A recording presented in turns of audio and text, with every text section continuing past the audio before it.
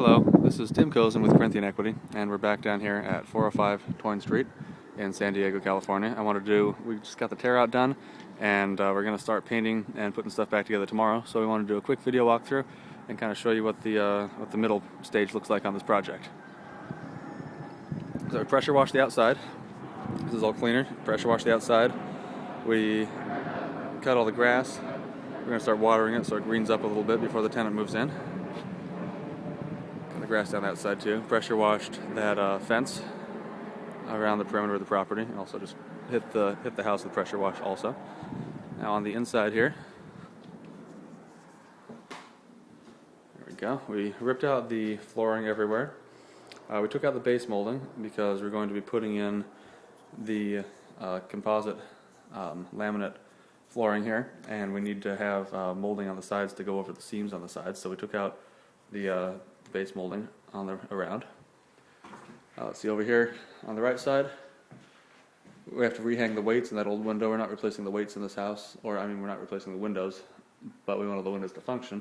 So we had to do some holes in the drywall to fish the weights out, run some new rope through. Took the doors off the cabinets. We're probably just going to paint up the cabinets, paint up the doors in a two-tone scheme.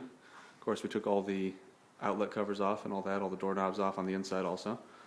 Here's our first bedroom. Also had to do the same thing there with the weights in the window. And same deal, no more base molding. Took the floors off, or took the carpet out. We're going to leave this, flooring in the kitchen that goes to the kitchen bathroom. Just leave that there. Now this back bedroom is where we did run into some issues. Over here in the corner, we ran into moisture issues that were building up in the house. So what we did was we cut the floor back 4 feet, pretty much the length of the room, and then over to there. And then we're going to frame this up, frame it in, and put new 3/4 inch plywood just down here on top of the floor joists. And we'll go through the outside, and I'll show you what we have to do on the outside to fix that, because we have a kind of a moisture issue that's going to keep developing in that bedroom unless we fix it. So let's come out here and take a look around. There's the old floor sitting there. There's some of our material sitting there. So over on this side, we had a cement, what we thought was a foundation around the side here, but when we took up the flooring in that bedroom, we realized that the house is on piers, not on a foundation, which is good because the cement here didn't look very good. It looked like a really thin type of foundation, not nearly good enough. It looked like if we wanted to actually sell the house again, we'd probably have to pour a completely new foundation around it, but we knew about that before we bought it. So this is actually really good news. We found out that it's not a foundation. It's just some cement that was poured here to keep the water away from the house. And unfortunately, what it actually acted as doing was kept the water around the house, and then kept the water up at the plaster that's there going down into the dirt.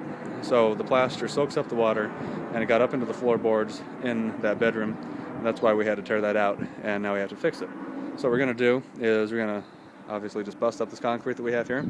We're going to cut the plaster on the bottom of the house up to the bottom of the sill plate that's resting on top of the piers, and then just put a wire mesh or a lattice or something like that down below there, so that no critters can get underneath the house. So that's pretty much it.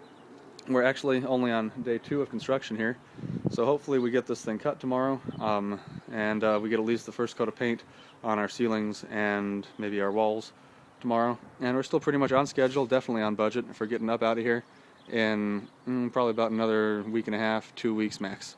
So again, this is Tim Cozen with Corinthian Equity. Thanks for joining us.